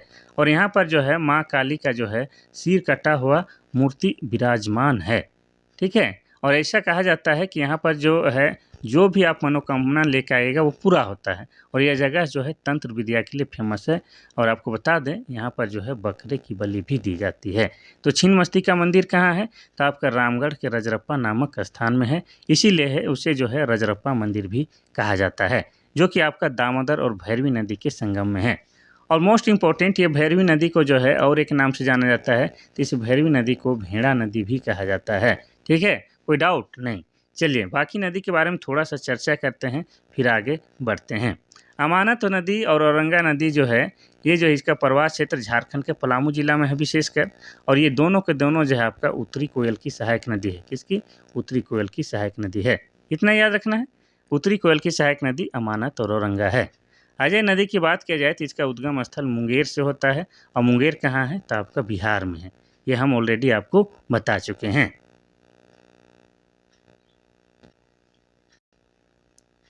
Question number 21। क्वेश्चन नंबर 21 कहता है कि झारखंड में सूर्य मंदिर कहाँ स्थित है। पहला है बुंडू, दूसरा मझगांव, तीसरा है देवघर, चौथा है दुमका। तो इसका सही आंसर हो जाएगा आपका ऑप्शन नंबर बी, ए, बुंडू में। अब बुंडू कहाँ है, तो बुंडू आपका रांची जिला के अंतर्गत ही आता है। रांची से टाटा आप जाते हैं, ठीक है, टाटा, तो बीच में जो है रांची से टाटा वाला जो रास्ता है उसमें लगभग 40 से 45 किलोमीटर की दूरी में आपका क्या है, बुंडू नामक एक शहर है। वहीं पर जो है भगवान सूर्य मंदिर बना हुआ है, भगवान सूर्य का मंदिर बना हुआ है। यहाँ पर जो है भगवान सूर्य का जो है रथ में सवार दिखाया गया है। बड़ा ही मनोरम दृश्य है, यहाँ पर बेहद ही खूबसूरत जगह है। साथ ही मूर्ति का भी जो है निर्माण बहुत ही सुंदर तरीके से किया गया है। इसीलिए जो है इस सूर्य मंदिर की खूबसूरती के कारण ही साहित्यकारों के द्वारा क्या कहा गया है, इस मंदिर को पत्थर पर लिखी कविता की संज्ञा दी गई है। पत्थर पर लिखी कविता की संज्ञा भी दी गई है, ठीक है, इतना याद रखना है। और मोस्ट इम्पोर्टेंट कि ये जो सूर्य मंदिर है इसका जो है वास्तुकार के बारे में पूछा जाता है। तो वास्तुकार का नाम क्या है, तो SRN कालिया इसके वास्तुकार का नाम है। अगर आपको ज़्यादा कुछ याद ना हो तो कालिया तो याद कर सकते हैं, ठीक है। तो कालिया जो है क्या है, सूर्य मंदिर के वास्तुकार हैं, अर्थात आर्किटेक्चर हैं, ठीक है, इतना याद रखना है। ये रांची जिला के अंतर्गत ही आता है। रांची और टाटा जाने वाला रास्ते में ही है, आपका 40 से 45 किलोमीटर दूर में, ठीक है। चलिए मझगांव की बात करेंगे तो ये कहाँ पर है, मझगांव नामक स्थान आपका गुमला जिला में है। और मझगांव में ही आपका क्या है, टांगी नाथ मंदिर है। क्या है, टांगी नाथ मंदिर है। और यहाँ पर जो है भगवान परशुराम का, किसका, भगवान परशुराम का फरसा गड़ा हुआ है। और टांगी नाथ को जो है पाशुपत संप्रदाय से संबंधित बताया जाता है। किससे, तो पाशुपत संप्रदाय से संबंधित बताया जाता है। और यहाँ पर जो है प्रत्येक साल शिवरात्रि के दिन जो है भव्य मेला का आयोजन किया जाता है। और ये जगह भी जो है आपका तंत्र विद्या के लिए बेहतरीन है। और यहाँ पर भी जो है बकरे की बलि दी जाती है। और जो भी जो है आप लोग मन्नत मांगिएगा वो भी पूरा होता है। कहाँ, तो आपका मझगांव का टांगीनाथ मंदिर में है। ठीक है, तो मझगांव एक गांव है या मझगांव एक पहाड़ी है, वहीं पर टांगीनाथ मंदिर बना हुआ है। इतना याद रखना है। चलिए, अगर हम लोग बात करते हैं देवघर की, तो देवघर में क्या है, तो देवघर में बाबा बैद्यनाथ धाम का मंदिर है। क्या है, बाबा बैद्यनाथ धाम का मंदिर है, जहाँ पर जो है प्रत्येक साल सावन के दिन में जो है, सावन के महीने में पूरे 1 महीने के लिए श्रावणी मेला लगता है। और ख़ास बात यह है कि यहाँ जो भी श्रद्धालु आते हैं वो सभी एक ही प्रकार का वस्त्र धारण करके आते हैं। और ये जो बैद्यनाथ मंदिर है, इनका निर्माण जो है राजा पूरनमल के द्वारा करवाया गया है। किनके द्वारा, तो राजा पूरनमल के द्वारा बैद्यनाथ मंदिर का निर्माण कराया गया है। और राजा पूरनमल की बात करेंगे तो ये गिद्धौर राजवंश के थे। किसके, तो गिद्धौर राजवंश के थे। और इस बैद्यनाथ मंदिर के बारे में कहा जाता है, पुराणों में कहा गया है कि यह जगह जो है आपका अंतिम संस्कार के लिए सबसे उचित जगह है। अब ऐसा क्यों कहा जाता है, तो इसके पीछे के दंत कथा प्रचलित है कि महादेव अपनी पत्नी सती जो कि माँ पार्वती का एक रूप है, उनके हृदय का अंतिम संस्कार यहीं पर किए थे, इसीलिए ऐसा कहा जाता है। ठीक है, इसके अलावा देवघर में एक और भी मंदिर है। तो देवघर में जो है आपका नौलखा मंदिर भी है। कौन सा, तो नौलखा मंदिर भी है। दुमका की बात करेंगे तो दुमका में जो है आपका वासुकी नाथ मंदिर है। कौन सा, तो वासुकी नाथ मंदिर है। और वासुकी नाथ मंदिर का संबंध जो है आपका समुद्र मंथन से जोड़ा जाता है। इतना याद रखना है। तो इन सभी जगहों में जो है मंदिर है और सभी जगहों के बारे में हम आपको बता चुके हैं। Question number 22। क्वेश्चन नंबर 22 कहता है कि झारखंड विधानसभा के प्रथम विधानसभा अध्यक्ष कौन थे। पहला इंदर सिंह नामधारी, दूसरा है दिनेश उरांव, तीसरा है प्रभात कुमार, चौथा है रविंद्रनाथ महतो। तो इसका सही उत्तर हो जाएगा आपका option number A. Inder Singh Namdhari जो हैं झारखंड विधानसभा के प्रथम विधानसभा अध्यक्ष थे। लेकिन यहाँ पर यह भी पूछ सकता है कि झारखंड के जो है प्रथम कार्यवाहक विधानसभा अध्यक्ष कौन थे, तो उनका नाम हो जाएगा बागुन सुम्बरय। कौन हो जाएगा, बागुन सुम्बरय। सुम्बरय ये क्या है, तो झारखंड विधानसभा के प्रथम कार्यवाहक अध्यक्ष। ठीक है, इतना याद रखना है। और अगर प्रथम विधानसभा अध्यक्ष तो इंदर सिंह नामधारी हो जाएगा। लेकिन मोस्ट इम्पोर्टेंट आपको ये भी याद रखना है कि झारखंड के जो है वर्तमान विधानसभा अध्यक्ष या विधानसभा की स्पीकर कौन है, तो आपके हो जाएंगे option number D, Ravindranath Mahato हैं। और रविंद्रनाथ महतो की बात किया जाए तो ये जो हैं आपके नाला विधानसभा क्षेत्र से आते हैं। और ये किस राजनीतिक पार्टी से हैं, तो ये आपके जेएमएम से विधायक हैं। ठीक है, जेएमएम से विधायक यानी कि झारखंड मुक्ति मोर्चा से विधायक हैं। और ये जो नाला विधानसभा क्षेत्र की बात कर रहे हैं, ये आपका जामताड़ा जिला के अंतर्गत आता है। और जामताड़ा जिला की बात करेंगे तो जामताड़ा जिला बना है 2001 में। और जामताड़ा जिला को सांपों का शहर भी कहा जाता है। इतना आपको याद रखना है। अब विधानसभा की जिक्र आया है तो ये आपको बता दें कि झारखंड का जो विधानमंडल है कैसा है, एक सदनीय है। कैसा है, एक सदनीय है। यानी कि झारखंड में जो है सिर्फ और सिर्फ विधानसभा है, विधान परिषद नहीं है। ये याद रखना है। ठीक है, अब झारखंड विधानसभा में जो है सीटों की संख्या कितनी है, तो 81 है। अब 81 सीटों का भी बंटवारा कुछ इस तरह से है। तो एसटी यानी कि अनुसूचित जनजाति के लिए जो है 28 सीटें आरक्षित है। कितना, 28 सीटें आरक्षित है। एससी यानी कि अनुसूचित जाति, और अनुसूचित जाति के लिए जो है 9 सीटें आरक्षित है। और बाकी जो बच गया उसको हम लोग जनरल कैटेगरी यानी कि सामान्य वर्ग में रखते हैं, वो कितना है, 44 है। ये भी आपको याद रखना है। तो ये जो है 22 नंबर, इसका सही उत्तर हो जाएगा option number A, Inder Singh नामधारी।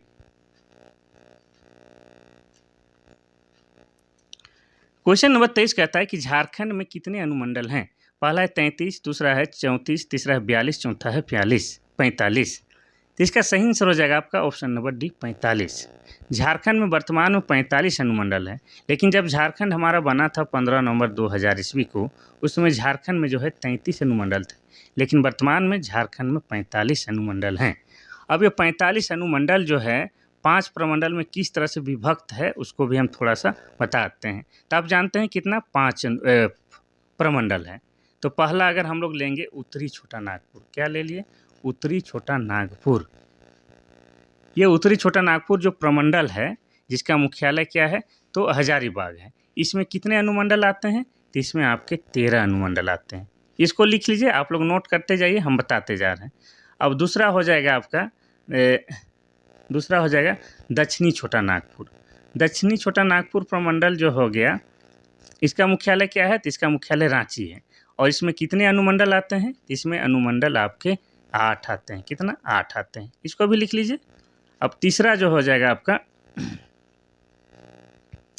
जाएगा आपका पलामू प्रमंडल। और पलामू प्रमंडल का मुख्यालय क्या है? मेदिनीनगर। और पलामू प्रमंडल के अंतर्गत कितने अनुमंडल आते हैं तो आपके 8 अनुमंडल आते हैं। ये भी लिख लीजिए। अब चौथा लिखिए आप लोग संथाल परगना। संथाल परगना प्रमंडल के मुख्यालय जो है आपका दुमका है। और संथाल परगना प्रमंडल के अंतर्गत कितने अनुमंडल आते हैं तो आपके 9 अनुमंडल आते हैं। लास्ट वाला लिख लीजिए। 5वां प्रमंडल की बात करेंगे तो आपका कौन है? कोल्हान प्रमंडल। और कोल्हान प्रमंडल का मुख्यालय है चाईबासा।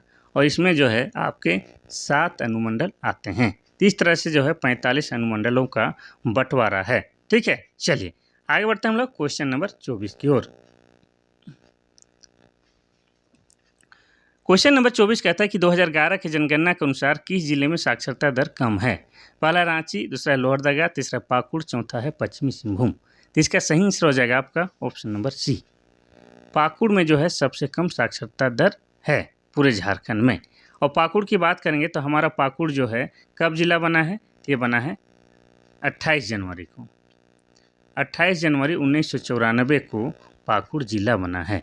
और पाकुड़ में आपका क्या है तो पाकुड़ में आपका मार्टिलो टावर है। क्या है? मार्टिलो टावर है। ये भी पूछा जाता है मार्टिलो टावर कहाँ है तो पाकुड़ में है। तो पाकुड़ जो है पढ़ाई लिखाई में फिसड्डी है, लेकिन 2 चीज़ों के लिए फेमस है। एक तो है आपका बीड़ी और दूसरा क्या है तो दूसरा है पत्थर और बीड़ी के लिए फेमस आपका पाकुड़ है। लेकिन पाकुड़ में जो है सबसे कम साक्षरता दर है। चाहे पुरुष साक्षरता दर की बात करेंगे चाहे महिला साक्षरता दर की बात करेंगे, दोनों ही मामलों में पाकुड़ फिसड्डी है। अब हम लोग जो है साक्षरता दर के बारे में थोड़ा सा डिटेल में जानते हैं। तो साक्षरता दर किसे कहते हैं या साक्षर किसे कहते हैं? तो कोई भी व्यक्ति किसी भी भाषा को अगर पढ़ और लिख सकता है तो उसको हम लोग साक्षर मानते हैं। चाहे वो 1 क्लास पढ़ा हो चाहे 2 क्लास पढ़ा है, उसको हम लोग साक्षर मानते हैं। और 2011 के जनगणना के अनुसार झारखंड की साक्षरता दर 66.4 है। इसमें भी अगर पुरुष साक्षरता दर की बात करेंगे तो कितना है पुरुष साक्षरता दर? आपका 76.84 है। और महिला साक्षरता दर की बात करेंगे तो महिला साक्षरता दर है आपका 55.4। और सबसे अधिक साक्षरता दर वाला जिला कौन सा है झारखंड में तो आपका रांची है। और रांची का साक्षरता दर कितना है तो रांची का जो है साक्षरता दर आपका 76.06 है। और पुरुष साक्षरता दर की बात कीजिए या महिला साक्षरता दर की बात कीजिए, दोनों ही मामलों में जो है आपका रांची आगे है और पाकुड़ फिसड्डी है। ठीक है, चलिए तो आगे बढ़ते हैं हम लोग क्वेश्चन नंबर 25 की ओर। क्वेश्चन नंबर 25, झारखंड का कौन सा स्थान भगवान हनुमान का जन्म स्थान माना जाता है? पहला है आपका मेदिनीनगर, दूसरा है अंजन धाम, तीसरा है टांगीनाथ, चौथा है हापामुनी। तो इसका सही उत्तर हो जाएगा आपका ऑप्शन नंबर बी। आंजन धाम को क्या कहा जाता है? भगवान हनुमान का जन्म स्थल माना जाता है। और ये आंजन धाम आपका कहाँ है तो आपका गुमला जिला में। कहाँ? गुमला जिला में। और गुमला जिला 1983 में बना है। आप सभी जानते हैं कि हनुमान जी की जो माता है, माता श्री, उनका नाम अंजनी है। तो अंजनी के नाम पर ही इस जगह का नाम आंजन धाम रखा गया है। और ऐसी मान्यता है कि यहाँ पर जो है हमारे बजरंगबली जी का जन्म हुआ है। इतना याद रखना है। चलिए आगे बढ़ते हैं हम लोग क्वेश्चन नंबर 25 की ओर। उससे पहले आपको बता दें कि ये जो मेदिनीनगर है इसी का पुराना नाम क्या है तो इसी का नाम पुराना नाम डाल्टनगंज है। बाद में जो है नया नाम मेदिनीनगर रखा गया है। और ये मेदिनीनगर नाम जो है आपका मेदिनी राय के नाम पर रखा गया है। और मेदिनी राय जो है आपके चेरो वंशीय प्रतापी राजा थे, ये आपको याद रखना है। और ये जो मेदिनीनगर है आपको बता दें कि पलामू प्रमंडल का मुख्यालय है। किसका? तो पलामू प्रमंडल का मुख्यालय है, ये आपको याद रखना है। टांगीनाथ की बात करेंगे तो ये भी आपका गुमला जिला में है। हापामुनी मंदिर भी आपका गुमला जिला में है, ये भी याद रखना है। चलिए तो इसका तो सही उत्तर ऑप्शन नंबर बी हो जाएगा। क्वेश्चन नंबर 26 कहता है कि झारखंड के उत्तर कोयल नदी कहाँ से निकलती है? पहला रांची के पठार के मध्य भाग से, दूसरा है त्रिकुट पहाड़ी, तीसरा है अमरकंटक पहाड़ी, चौथा है मुंगेर। तो इसका सही उत्तर हो जाएगा आपका ऑप्शन नंबर ए, रांची पठार के मध्य भाग से आपका उत्तरी कोयल नदी निकलती है। अगर एग्जैक्ट पूछा जाए तो ये जो है रांची का पिस्का गांव से निकलता है। रांची के पिस्का गांव से उत्तरी कोयल नदी का उद्गम स्थल होता है। इसकी सहायक नदी आपका हो जाएगा औरंगा। कौन सा हो जाएगा? औरंगा हो जाएगा। इसके अलावा अमानत हो जाएगा, अमानत। इसके अलावा बूढ़ा नदी। ये क्या है? तो आपका उत्तरी कोयल की सहायक नदी है। और ये स्वयं जो है आपका उत्तरी कोयल जो है, ठीक है, कहाँ चला गया? ये स्वयं जो उत्तरी कोयल नदी जो है आपका किसकी सहायक नदी है? तो ये जो है स्वयं सोन नदी की सहायक नदी है। किसकी? सोन नदी की सहायक नदी है। ये याद रखना है। चलिए, और उत्तरी कोयल नदी का ही एक सहायक नदी है, कौन सा? बूढ़ा नदी। और बूढ़ा नदी पर ही आपका क्या है? तो बूढ़ा नदी पर ही आपका बूढ़ा घाघ है, जो कि झारखंड का सबसे ऊंचा जलप्रपात है, जिसको लोध जलप्रपात के नाम से भी जानते हैं। और ये किस जिला में है? तो आपका लातेहार जिला में है। इतना याद रखना है। अगर बाकी विकल्प की बात करेंगे तो त्रिकुट की पहाड़ी से जो है आपका मोर नदी का उद्गम स्थल होता है। मोर नदी यानी कि मयूराक्षी नदी। अमरकंटक की पहाड़ी से जो है आपका सोन नदी का उद्गम स्थल होता है। अमरकंटक की पहाड़ी कहाँ है? तो ये आपका मध्य प्रदेश में है। ठीक है, कहाँ है? मध्य प्रदेश में। और त्रिकुट की पहाड़ी कहाँ है? तो आपका देवघर जिला में। कहाँ है? देवघर जिला में। अगर मुंगेर की बात करेंगे तो मुंगेर से जो है आपका अजय नदी का उद्गम स्थल होता है। और ये मुंगेर कहाँ है? तो मुंगेर आपका बिहार राज्य में है। इतना याद रखना है। चलिए, 26 का तो सही उत्तर हो जाएगा आपका ऑप्शन नंबर ए, रांची पठार के मध्य भाग से उत्तरी कोयल नदी का उद्गम स्थल होता है। क्वेश्चन नंबर 27 कहता है कि झारखंड के मुख्यमंत्री के रूप में शिबू सोरेन ने कितनी बार सेवा की है? पहला है 3, दूसरा है 4, तीसरा है 2, चौथा है 1। इसका सही उत्तर हो जाएगा आपका ऑप्शन नंबर ए। झारखंड को सीएम के रूप में जो है शिबू सोरेन के द्वारा 3 बार सेवा की गई है। कितनी बार? 3 बार सेवा की गई है। अब चूंकि शिबू सोरेन का जो है देहांत या मृत्यु या इंतकाल हो चुका है और ये झारखंड के बेहद ही खास यानी कि पॉपुलर पर्सनालिटी रहे हैं, तो इनसे संबंधित क्वेश्चन पूछेगा ही पूछेगा। तो इनके बारे में जो जो क्वेश्चन पूछा जा सकता है हम डिटेल में बताते हैं। तो शिबू सोरेन जो हैं इन्हें लोग प्यार से क्या कहते हैं? इन्हें प्यार से गुरुजी कहते हैं।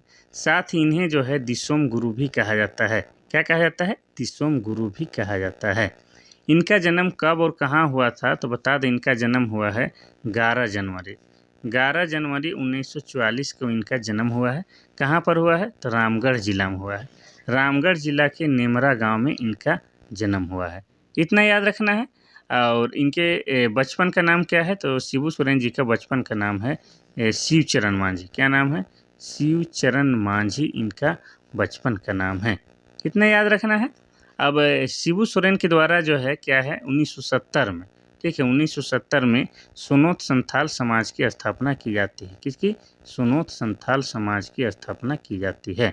और आपको बता दें कि 4 फरवरी 1973 को शिबू सोरेन और विनोद बिहारी महतो के द्वारा जेएमएम की स्थापना की जाती है, यानी कि झारखंड मुक्ति मोर्चा की स्थापना की जाती है। इतना याद रखना है। अब शिबू सोरेन जो है इनको तो बता चुके हैं। इतना पूछा जाता है शिबू सोरेन की मृत्यु कब और कहाँ हुई है? तो इनकी मृत्यु हुई है 4 अगस्त 2025 को इनकी मृत्यु दिल्ली में हुई है। कहाँ? दिल्ली में हुई है, क्योंकि ये दिल्ली में लंबे समय से इलाजरत थे, तो वहीं इनकी मृत्यु हो गई है। इतना जो है शिबू सोरेन के बारे में आपको जानने हैं। मोस्ट इम्पॉर्टेंट एक बात छूट रहा है, उसको भी बताते हैं। तो शिबू सोरेन को जो है 2026 में 26 जनवरी के दिन जो है पद्म भूषण पुरस्कार से सम्मानित किया गया है। कौन सा पुरस्कार? तो पद्म भूषण पुरस्कार से सम्मानित किया गया है। और आप सभी जानते हैं कि ये जो पद्म भूषण पुरस्कार है भारत सरकार का तीसरा सबसे बड़ा पुरस्कार है। इतना आपको याद रखना है। ठीक है, चलिए आगे बढ़ते हैं हम लोग क्वेश्चन नंबर 28 की ओर। क्वेश्चन नंबर 28 कहता है कि गिरिडीह जिला का क्षेत्रफल कितना है? पहला है 2145 वर्ग किलोमीटर, दूसरा है 4853.56 वर्ग किलोमीटर, तीसरा है 8792 वर्ग किलोमीटर, चौथा है 6547 वर्ग किलोमीटर। तो ये क्वेश्चन जो है आपका मोस्ट इंपॉर्टेंट क्वेश्चन है। अब हम बताएंगे गिरिडीह जिला के बारे में विस्तार से। इसका तो सही उत्तर हो जाएगा आपका ऑप्शन नंबर बी, 4853.56 वर्ग किलोमीटर। लेकिन इसी को जो है कहीं कहीं पर लिखा मिल जाएगा आपका 4900 62 वर्ग किलोमीटर। तो ये भी आपका सही हो जाएगा। कितना याद रखना है, कितना, 4962 वर्ग किलोमीटर। और ऑप्शन जो दिया गया है बी, तो वो भी आपका सही ही माना जाएगा। अब हम लोग जानेंगे कि ये जो गिरिडीह जिला है इसकी स्थापना कब हुई है। तो इसकी स्थापना हुई है 4 दिसंबर 1972 को जो है गिरिडीह जिले का स्थापना होता है। ठीक है, इसमें कितने अनुमंडल हैं, तो गिरिडीह जिला में आपके 4 अनुमंडल हैं। कितना है, 4 अनुमंडल हैं। और प्रखंड की बात की जाए तो गिरिडीह जिला में कितने प्रखंड हैं, प्रखंड, तो प्रखंड यहाँ पर 13 हैं। और विधानसभा क्षेत्र की बात की जाए तो यहाँ पर जो है 6 विधानसभा क्षेत्र हैं, 6 विधानसभा क्षेत्र। अब 6 विधानसभा क्षेत्रों को जो है मोस्ट इंपॉर्टेंट है तो लिख ही देते हैं। एक हो जाएगा आपका गिरिडीह, दूसरा क्या हो जाएगा, तो दूसरा हो जाएगा आपका बगोदर, और तीसरा क्या हो जाएगा, तो तीसरा आपका हो जाएगा डुमरी। और डुमरी से कौन विधायक हैं, तो आपके जयराम महतो JLKM के जो है विधायक हैं डुमरी विधानसभा से, और ये भी आपका गिरिडीह जिला के अंतर्गत आता है। इसके अलावा हो जाएगा चौथा क्या हो जाएगा, राजधनवार। और राजधनवार से कौन विधायक हैं, तो आप जानते हैं बाबूलाल मरांडी हैं। तो ये 4 हो गया। और 5वां कौन हो जाएगा, तो 5वां हो जाएगा आपका जमुआ। और छठा क्या हो जाएगा, तो छठा हो जाएगा गांडई विधानसभा क्षेत्र। और गांडे विधानसभा क्षेत्र से कौन विधायक हैं, तो गांडे विधानसभा क्षेत्र से कल्पना सोरेन विधायक हैं, जो कि माननीय CM हेमंत सोरेन की पत्नी है। इतना याद रखना है। चलिए, और हम लोग क्या जान सकते हैं, तो गिरिडीह जिला में ही जो है आपका क्या है, झारखंड का सबसे ऊंचा पर्वत श्रृंखला है, जिसका नाम क्या है, तो जिसका नाम पारसनाथ है। क्या है नाम है, पारसनाथ। इसका दूसरा नाम क्या है, तो इसका दूसरा नाम समेत शिखर है। अब पारसनाथ की बात करेंगे या समेत शिखर की बात करेंगे तो इसे जो है जैन धर्मावलंबियों के लोग जो है क्या कहते हैं, अपना पवित्र स्थल या तीर्थ स्थल कहते हैं। अब तीर्थ स्थल क्यों कहते हैं, तो आपको बता दें कि जैन धर्मावलंबियों के टोटल 24 तीर्थंकर हुए हैं। उनमें से जो है 20 तीर्थंकरों का निर्वाण प्राप्त यानी कि मोक्ष की प्राप्ति यहीं पर हुआ है। इसीलिए ये लोग इस जगह को क्या कहते हैं, अपना तीर्थ स्थल कहते हैं। अब इनमें जो है इनके जो 23वें तीर्थंकर हैं, जिनका नाम क्या है, तो जिनका नाम क्या है, पार्श्वनाथ है। अब पार्श्वनाथ के नाम पर ही जो है इस पहाड़ी का नाम पार्श्वनाथ पहाड़ी रखा गया है। अब एक तीर्थंकर जो है आपके झारखंड के भी थे, और वे 10वें क्रम के तीर्थंकर थे, जिनका नाम क्या है, तो जिनका नाम शीतलनाथ है। यानी कि शीतलनाथ जो है झारखंड के क्या हैं, तीर्थंकर हैं, और जैन धर्मावलंबियों के 10वें तीर्थंकर हैं। और ये जो है झारखंड के चतरा जिले के इटखोरी के रहने वाले थे, ये भी आपको याद रखना है। ठीक है, तो गिरिडीह जिला का क्षेत्रफल आपका ऑप्शन नंबर बी 4853.56 वर्ग किलोमीटर हो जाएगा। आगे बढ़ते हैं हम लोग क्वेश्चन नंबर 29 की ओर। क्वेश्चन नंबर 29 कहता है कि गोड्डा जिले में कितने ब्लॉक हैं। पहला है 9, दूसरा है 10, तीसरा है 8, चौथा है 6। इसका सही उत्तर क्या हो जाएगा, इसका सही उत्तर हो जाएगा आपका ऑप्शन नंबर ए 9 हो जाएगा। पहले हम लोग जानेंगे कि ये जो गोड्डा है जिला कब बनता है, तो गोड्डा जिला बनता है 25 मई को। 25 मई 1983 को गोड्डा जिले का निर्माण किया जाता है। यहाँ प्रखंडों की संख्या या ब्लॉक की संख्या कहेंगे तो 9 है। और अनुमंडलों की संख्या कितना है, तो अनुमंडल आपके 2 हैं। कौन कौन अनुमंडल है, तो एक हो जाएगा आपका गोड्डा, और दूसरा क्या हो जाएगा, महगामा। ये आपके 2 अनुमंडल हैं। विधानसभा क्षेत्र की बात करेंगे तो यहाँ पर जो है 3 विधानसभा क्षेत्र है। कितने, तो विधानसभा क्षेत्र 3 है, लिख देते हैं, थोड़ा सा टाइम लगेगा, 3 है। एक हो जाएगा आपका गोड्डा, दूसरा हो जाएगा आपका महगामा, और तीसरा क्या हो जाएगा, तो तीसरा हो जाएगा आपका पोड़ैया हाट। इस तरह से जो है 3 विधानसभा क्षेत्र हैं। एक बार रिकॉल करा देते हैं, तो गोड्डा जिला कब बनता है, 25 मई 1983 को। ब्लॉक या प्रखंड कितने हैं, 9 हैं। अनुमंडलों की संख्या 2 है, गोड्डा और महगामा, और विधानसभा क्षेत्र 3 है, गोड्डा, महगामा और पोड़ैया हाट। इतना याद रखना है। चलिए आगे बढ़ते हैं और आज का आखिरी क्वेश्चन नंबर 30 करते हैं। CNT एक्ट 1908 का ब्लूप्रिंट किसने तैयार किया था। पहला है जॉन एच हाफमैन, दूसरा है एडवर्ड गेट, तीसरा है रामेश्वर लाल, चौथा इनमें से कोई नहीं। तो इसका सही उत्तर हो जाएगा आपका ऑप्शन नंबर ए, जॉन एच हाफमैन के द्वारा CNT एक्ट का जो है ब्लूप्रिंट 1902 में तैयार किया गया था। अब CNT एक्ट कब लागू किया गया था, तो ये लागू किया गया था 11 नवंबर 1908 को। और ये क्या है, तो ये भूमि से संबंधित कानून है। इतना याद रखना है। और वर्तमान में झारखंड में 24 ज़िला है, उनमें से 18 ज़िला में जो है आपका CNT एक्ट लागू है, यानी कि छोटा नागपुर टेनेंसी लागू है। इतना याद रखना है। इसमें कितने अध्याय और कितने धाराएं हैं, तो अध्याय की बात करेंगे तो अध्याय यहाँ पर 19 है। अगर धाराएं की बात करेंगे तो धाराएं कितनी हैं, तो धाराएं 271 हैं। इतना याद रखना है। अब यहाँ पर हमने बताया कि 24 ज़िला में से 18 ज़िला में CNT एक्ट यानी कि छोटा नागपुर टेनेंसी लागू है, तो बाकी 6 ज़िला में क्या लागू है, तो 6 ज़िला में जो है आपका SPT एक्ट लागू है। इसको संथाल परगना काश्तकारी अधिनियम कहते हैं और यह जो है 1949 में पारित हुआ था। ये सब आपको याद रखना है। ये जो है महत्वपूर्ण क्लास जो है काफ़ी शिद्दत से हम लाए थे आप लोगों के लिए और मुझे पूरा उम्मीद है कि आप लोग को सिर्फ और सिर्फ लाभ ही पहुंचाएगा, कोई नुकसान नहीं पहुंचाएगा। बशर्ते जो है आप लोग अगर समय दिए होंगे तो कुछ ना कुछ अच्छा या फ़ायदा चीज़ लेके जा रहे हैं। बदले में हमें तो कुछ नहीं मिलता है, बस आप लोग चाहे तो दे सकते हैं क्या, लाइक कमेंट कर सकते हैं जम के और अच्छी-अच्छी बातें लिख सकते हैं। ठीक है? तो चलिए आज के लिए बस इतना सही, कल फिर मिलते हैं, तब तक के लिए थैंक यू, धन्यवाद।